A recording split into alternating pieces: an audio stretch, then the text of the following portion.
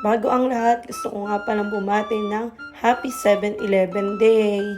Ngayon nga ang anniversary ng 7-Eleven kaya tingnan nyo naman ang daming promo ngayon. Every year talaga kapag gantong araw ay inaabangan. Kasi nga ang dami nilang ino-offer na promo. Nakadalasan ay mga buy one take one na mga product nila. Naalala ko nga kapag nasa province ako laging may pila kapag 7-Eleven Day. Halos hindi ako makapunta o makapasok sa 7-Eleven. Kasi nga hindi naman ako nakikipila. Nangihinayang din kasi ako sa oras. Tapos baka pagkapasok ko pa unti na lang yung mga promo. Tapos wala naman ako mabibili.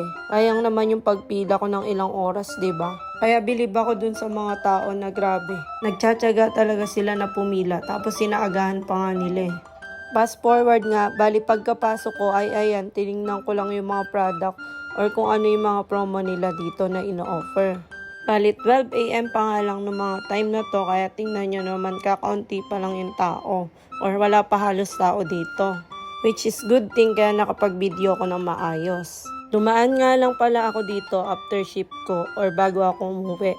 Itong 7-Eleven na to ay nadadaanan ko nga everyday kasi sa babae lang ito ng kondo. Pero bihira din ako pumasok dito since hindi naman ako masyadong bumibili ng patingi-tingi. Usually nag-grocery na ako. Alam nyo yan, mahal din kasi dito kapag dito ka palagi bibili. Nakakabutas ng bulsa. At hindi tayo anak ni Henry C. for today's video. At ayan nga yung mga promo nila. May mga naka 50% off or makakasave ka ng certain amount. May promo period nga pala sila na starting July 7 to July 11 yung promo nila. Until supplies last or hanggang meron pa sa mga araw na yun ay pwede kang bumili at mamili ng gusto mong bilhin. July 11 nga pala ngayon kaya ayan, pwede pa kayong humabol. Pwede kayong magpunta sa mga malalapit sa inyo na 7-Eleven.